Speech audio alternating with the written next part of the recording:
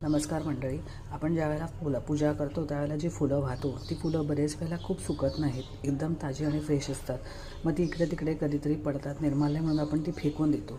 ती फेकून दिल्यानंतर ती कोणाच्या तरी पायाखाली येतात. पण ह्याच जर निर्माल्यापासून आपण धूप तयार केला तर चला तर बघूया.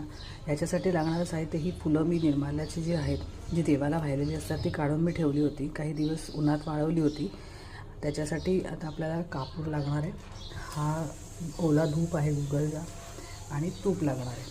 तर चला मी आधी या पाकळ्या आपण गॅसवर चांगल्या भाजून घेऊयात.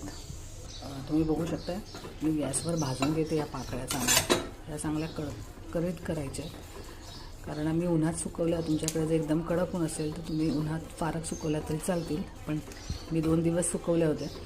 आता मी या भाजून घेते. सगळ्या मी पाकळ्या जरा भाजून घेणार आहे.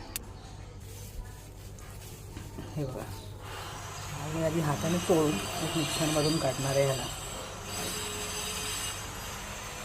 हे बघा,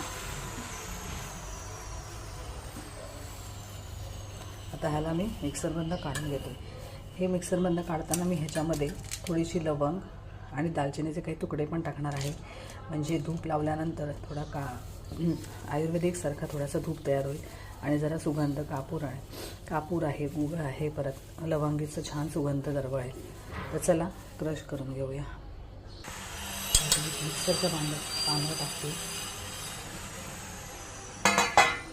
त्यानंतर लवंग आणि दालचिनी टाकली, कापूर घालते आणि 2-4 गुगळ टाकले. आणि आता हे मी सगळं क्रश करून घेणार आहे. तुम्ही बघू शकता की किती मिश्रण एकदम बारीक झाले आणि असे वळले पण जात आहे. आता आपण ह्याच्यात थोडंसं साजूक तूप घालणार आहोत, म्हणजे आपल्याला त्याचे धूप स्टिक बनवता येतील. तूप घालून सगळं नीट हलवून घेते.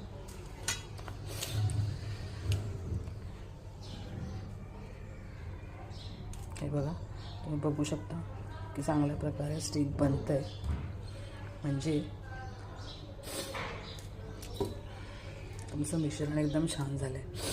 आणि हे लावल्यानंतर ह्याचा वासात कापूर आणि दालचिनी लवंगीचा खूप सुंदर वास होतो. हा तुम्ही घरात लावून घराचं वातावरण शुद्ध करू शकता. कसं आहे ना, हे निर्माल्य उगाच पायाखाली येतं, मग आपल्यालाच ते कसं तरी वाटतं. त्यापेक्षा जर यूज झालं आणि जर त्या धुपातून आपल्या घरातली निगेटिव्हिटी जर दूर झाली तर याहून चांगलं काहीच नाही. तर हे तुम्हाला कसं वाटलं ते नक्की कळवा. चॅनलला लाईक आणि सबस्क्राईब करा.